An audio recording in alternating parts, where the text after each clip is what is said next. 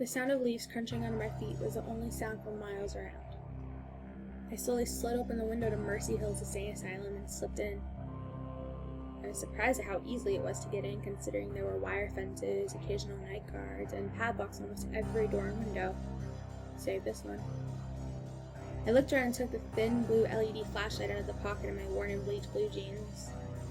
I was starting to regret my decision to take the stairs so seriously. As I heard the click of my flashlight switch flicking into the on position, I also heard muffled, maniacal laughter coming from one of the rooms to the left. I spun quickly around, trying to find the source of the laughter, thinking it was one of my idiotic friends trying to scare me. I couldn't see anything past a 5-foot radius, and at the edge of my flashlight's rays, I could see a pair of legs standing there. The legs looked to belong to a younger person, considering I could see their legs and the kind of clothes they were wearing. It seemed like something a younger teen would wear. I think he was one of my friends. I ventured closer. As I began getting closer, I could see more of the body which the legs were connected to. It was a young man, unlike the original teen I thought him to be. He stood about the height of maybe 5'8" to 5'11", and wore slacks that had kind of an older look to them, with a button-up white t-shirt that seemed to be stained with something unfamiliar to me, but was deep red in color.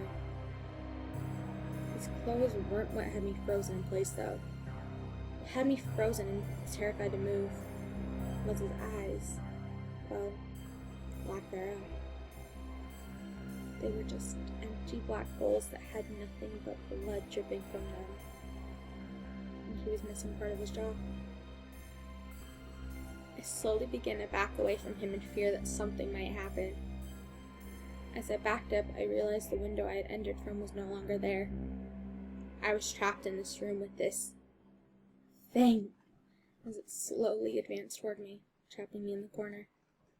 It began reaching for me, and I screamed at the top of my lungs.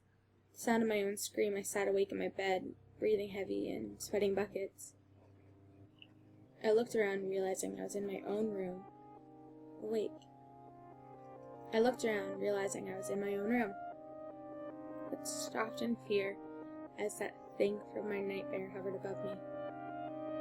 I screamed again, this time realizing that I was awake. Sharp pain shot through my body as the creature's nails dug into my stomach. Before I could take a breath, blood forced its way up my stomach and out of my mouth, soaking my bedsheets and blankets. Horror filled my heart as I lay back, slowly losing consciousness. I knew this was it. I was going to die.